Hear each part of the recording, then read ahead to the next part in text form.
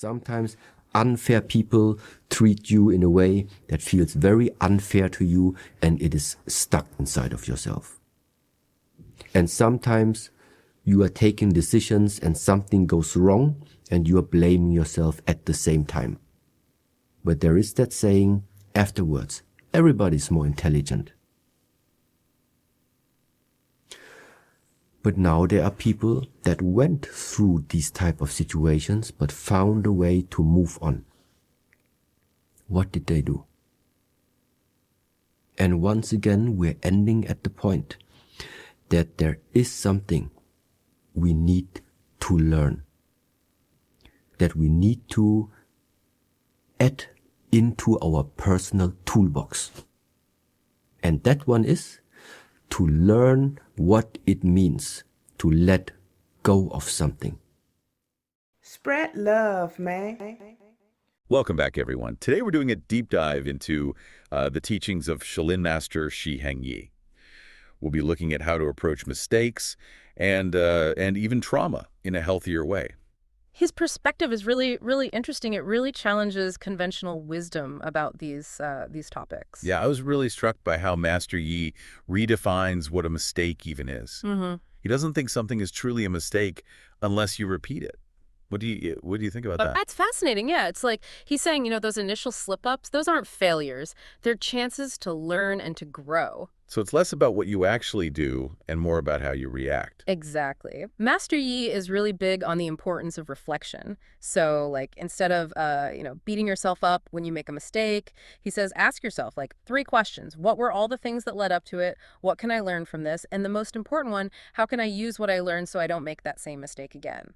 I can see how thinking about it that way could be empowering, It's not about blaming yourself. It's about, actually doing something to improve. Absolutely. It's going from a fixed mindset where you think mistakes show your limits to a growth mindset where you see them as, steps on the way to becoming really good at something. That reminds me of this time I totally messed up the audio for this really important interview.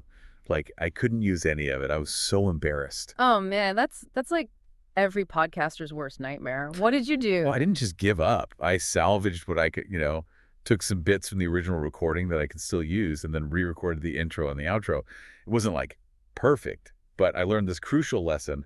Always got to have backups. That perfectly shows what Master Yi is talking about, right?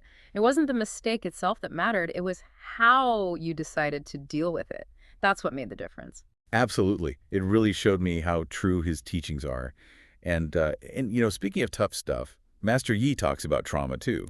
He says everyone goes through it at some point. Yeah, he's right. It's like a universal human experience. And what's interesting is he says there are 2 main sources of trauma: the mistakes we make and the things other people do to us. That double whammy thing, that makes a lot of sense because both of those can really hurt.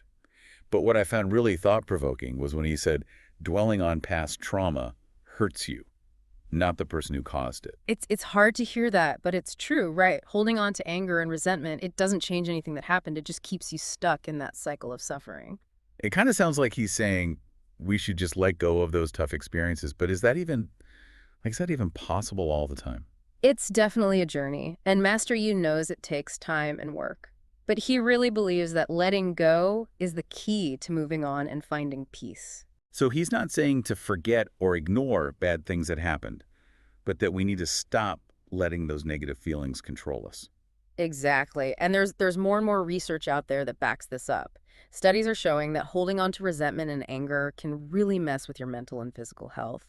It can lead to chronic stress, anxiety, and even heart problems. So it sounds like letting go is good for us in every way, both from a philosophical and a scientific point of view. Definitely seems that way. But how do we even start to do that? To let go, especially when it feels like the person who hurt us just got away with it? That's a great question. Master Yi actually talks about that very feeling, you're the one in pain and they're off living their life.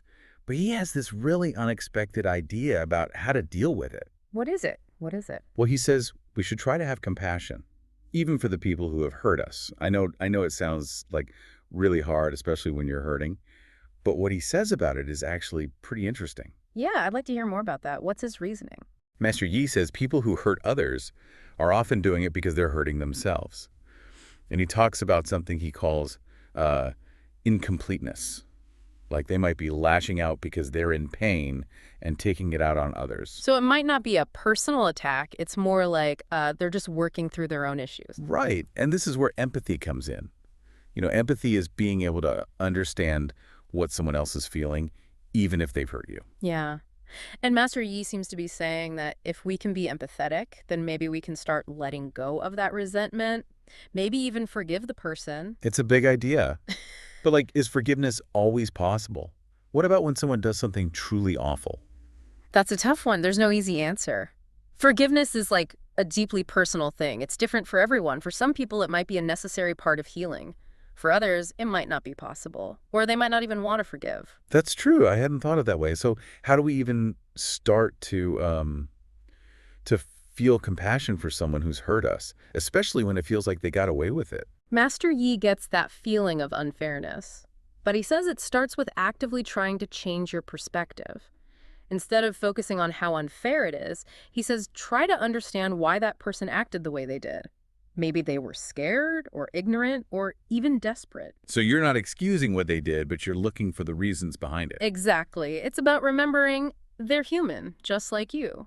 They can do good things and bad things. And once you understand that, it's a little easier to let go of the anger and resentment. So it's like separating yourself from the event, like mentally, emotionally, and focusing on understanding instead of judging. I think that's a good way to put it. He's saying it's so important to get out of that negativity loop. Take back your own peace of mind instead of letting that person keep controlling you. But what about revenge? Don't we all kind of want to see the person who hurt us suffer? It's normal to feel that way, for sure. But Master Yi says that getting revenge doesn't actually make things right or help you heal. He thinks it just keeps that cycle of violence and pain going. He's really against anything that feeds that negativity, isn't he? What does he say we should do instead? He thinks understanding and compassion are the real ways to fight hate and the urge for revenge.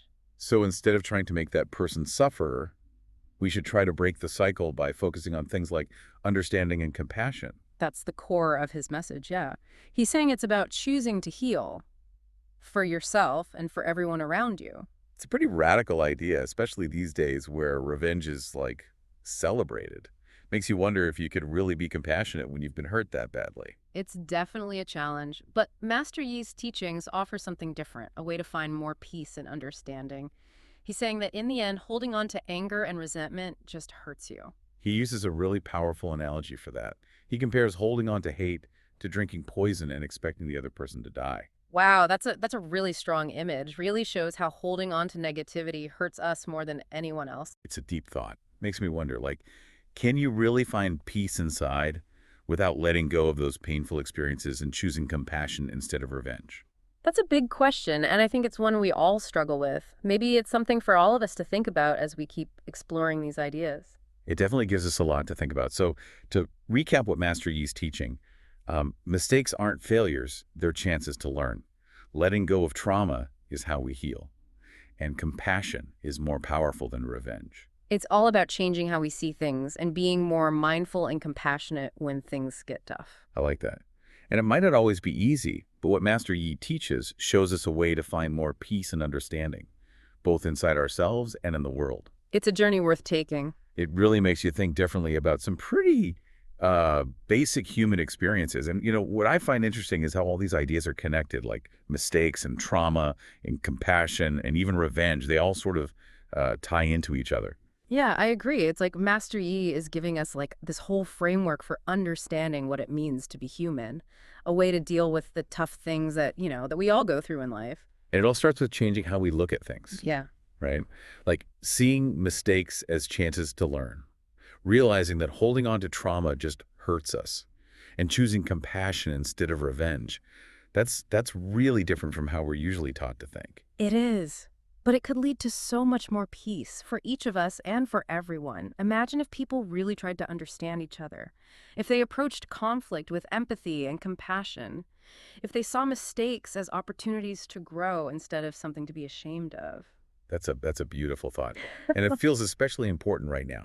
With all the negativity we see, all the stories of conflict and division, Master Yi's reminding us that there's another way. And anyone can choose that path, no matter who they are or what they've been through. It just starts with that first step, choosing to see things differently.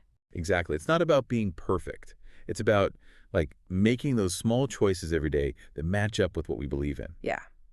Trying to be a little kinder, a little more understanding, a little more forgiving every single day. So as we wrap up this deep dive into Master Yi's teachings, I want to leave you with something to think about. Think about a mistake you've made and try to see it as a learning experience. How can you take what Master Yi's taught us and use it in your own life? How can you move forward with more compassion and understanding? Maybe thinking about that idea of incompleteness can help. How might your own experiences of pain or incompleteness be shaping how you react in tough situations? That's a great point. And remember, choosing compassion doesn't mean saying it was okay for someone to hurt you. It's about seeing the humanity in everyone, even those who've done wrong. And ultimately, it's about choosing to heal for yourself and for the world around you. It's a journey worth taking. Thanks for joining us for this deep dive. We'll see you next time.